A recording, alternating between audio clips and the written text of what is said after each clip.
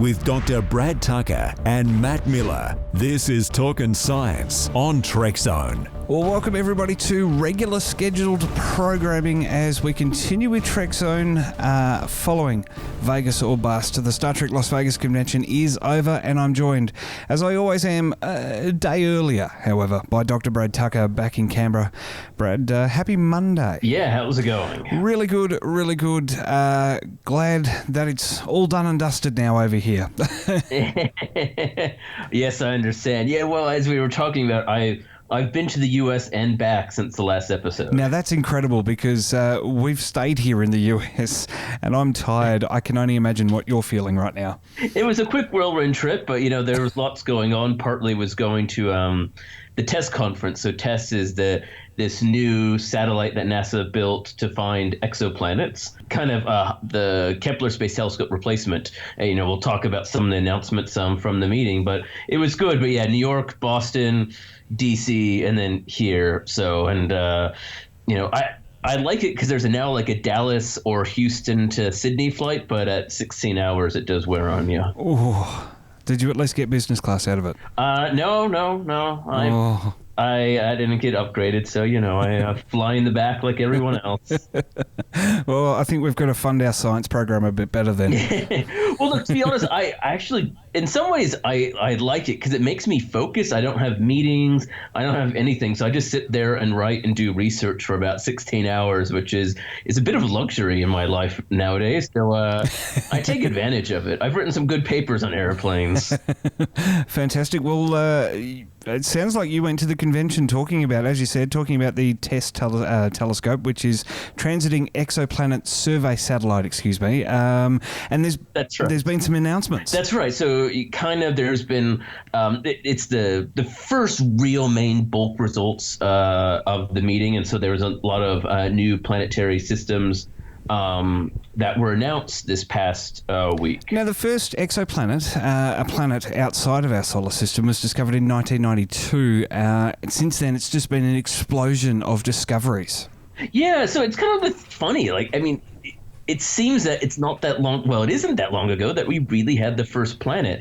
We think of it as something that's been around forever, but it really hasn't been. It's only been in this generation, so to speak. In the very first one was actually around a pulsar, so a star that's been stripped away and just shooting magnetic fields off of it. And so Kepler, the project I was involved with, answered that question. How much life is there out there? Or rather, how many planets are there out there? And are they common? And are the habitable planets common?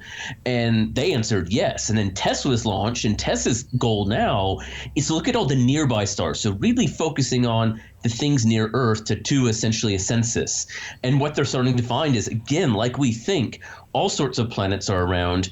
And more surprisingly, the range of planets is quite interesting, that they come in all different shapes and sizes, and they're really unique. And there's a system that we've discovered, three planets have been discovered, TOI 270. That's right. So TOI just means TESS object of interest. And so what it's trying to say is this was always a star system that they wanted to monitor because they thought it would be particularly interesting. And the idea being is that the star itself is quite moderate, so it's not a crazy star or anything like that. But the other thing that they wanted to look at is obviously, are there planets around it? It's also close by. It's 73 light years away. And what they found is there are 3 exoplanets orbiting this star. It's what we call a dwarf star, a red dwarf. Which is 40% the size of our sun and 33% of its temperature.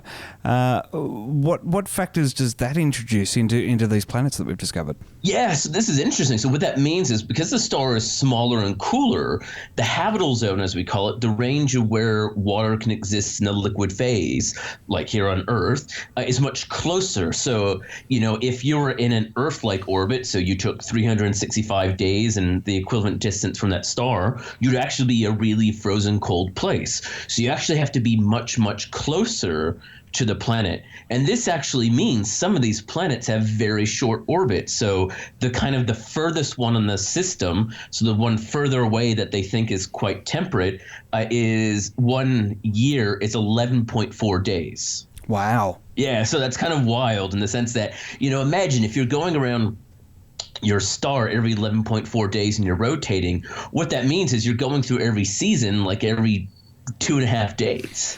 Well, and I can barely keep up with 3 months. That's right. So it's quite an interesting, it's a really hard to get your head around that this is something that might have Earth. Or have life. It's like Earth. It's about twice the size of Earth, and it could be potentially in a habitable zone. But it's so quickly moving, and so these are the sorts of things they're trying to find now. What are these planets around these stars, and which ones can we focus on further detailed follow-up? Because all of these are really being focused on because they're nearby to Earth. So we can use bigger telescopes. We can use the Hubble Space Telescope to start looking at what's in their atmosphere. Could they have water, and could they support life? Get exclusive access to podcast and behind-the-scenes info by becoming a member on Patreon today. Supporting Australia's unofficial home of Star Trek gets even better with membership starting at just $1 per month. Jump over to patreon.com/TrekZone.org.au. And another planet that TESS has found is GJ357b. That's right. So that's the GJ357 is the name of the star, and the way we label these things is A is always the star because that's the first thing we see. And then so the first planet is B, and then C and D and so on. So this system also was found to have 3 planets, but one of them in particular is very interesting. It appears to be what we call a super Earth. We've talked about these before. These are bigger planets than Earth, but not quite as big as Neptune, but they're also still rocky.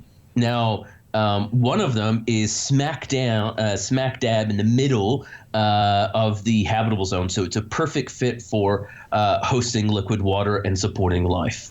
And it's only 31 light years away. Yeah, so this could be the closest habitable planet to Earth.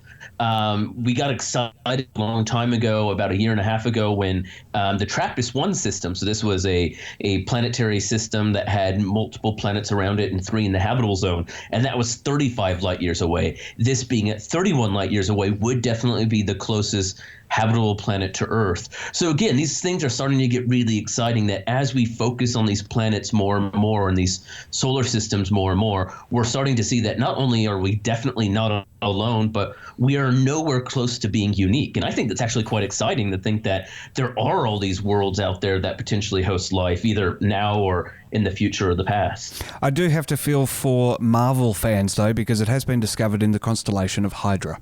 That's right, it is. You can't win them all. So obviously that means naturally it's going to be a planet that's going to have issues with us in the future. But it's kind of interesting. Kepler focused on one small patch of sky, and this is looking – so for the first year it looked at essentially the entire southern hemisphere, and 2 weeks ago TESS rotated to look up to the northern hemisphere. So it really is doing this whole nearby census of our local neighborhood. And GJ357b circles the star every 3.9 days. I think we're getting a bit crazy now, aren't we?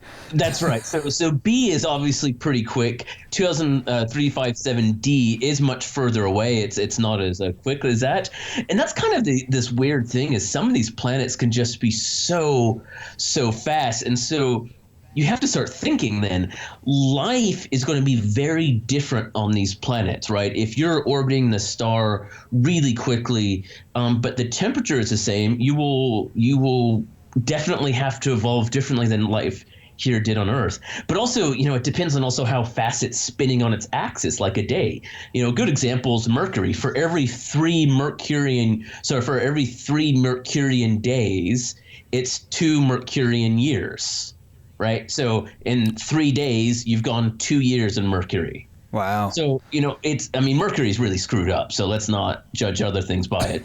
But But this starts to mean that, even in our own solar system, life has to come in different shapes and sizes and evolutionary standpoints if they're going to survive and evolve on these planets. You can get social with Trekzone. Australia's unofficial home of Star Trek is everywhere you are. Get the wrap-up on our Facebook page. Keep in the loop on Twitter and relive Trek episodes on Instagram. Just search for Trekzone. Well, let's bring it back into our solar system now, and NASA's announced US industry partnerships to advance the Artemis missions to the moon. There's 13 companies that have been announced. That's right. So, this is kind of something that we hinted at, in the sense that we think that NASA was going to have to partner with private companies to get back to the moon, not just for technology, but sharing the burden, and also to achieve that goal of being in 5 years and all the complications and difficulties with getting to Mars. And sure enough, at the end of last week, NASA announced a bunch of contracts at different levels with a bunch of private companies to start doing more development and looking into a lot of the different technologies needing to do this, from propulsion and navigation to mining, and to kind of the big usual suspects like SpaceX and Boeing. So it's definitely going to be that the future of space travel is a government-private partnership. And we'll dive into just a little bit on the different aspects that NASA needs help with. We're talking advanced communications, navigation and avionics, entry, descent and landing, in-space manufacturing and assembly, so 3D printers and all that sort of stuff, I guess, power and propulsion. So there's a lot to do in 5 years, and it's just getting closer and closer. Exactly. And a lot of these private companies have made great strides. And, there's the big ones, but there's a bunch of smaller ones that maybe you haven't really heard of, but they're still doing really good things in terms of what, a big one I'm not surprised by is Blue Origin. Jeff Bezos' company has been asked with essentially the landing and guidance and navigation systems of the moon. And if you remember, when we talked about 3 months ago, when Blue Origin announced that they started to build this lander for the moon, that's exactly what I expected they were doing. They were saying, hey, we're already doing this. Look at it. And they did this big showy way, and it's paying off. NASA said, great, let's get our help and you focus on this.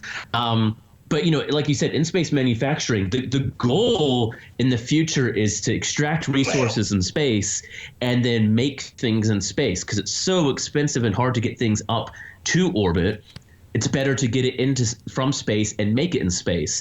And so there's all these little things that, when people talk about what is it like, or, what are the needs of getting back to the moon? It's very different from Apollo. Apollo was all about just getting there and not really staying there. The next goals are getting there, staying there, and then moving further off. And that's just a huge bunch of different issues that have not been tackled and no one really knows the answers to, but there's lots of private companies working on it. I just love how SpaceX, Lockheed Martin, and Blue Origin, as you mentioned, these big heavy hitters in space exploration, they're partnering up with people, like you said, that we've never heard of. Colorado Power Electronics in Colorado, obviously, are going to be looking at maturing the power processing unit technology. You've got other places as well, Maxar testing lightweight solar cells and all these other things. So it's this big... And there's another group, Sierra Nevada, which has kind of built this very small glider drone space shuttle type thing that they've been really working on.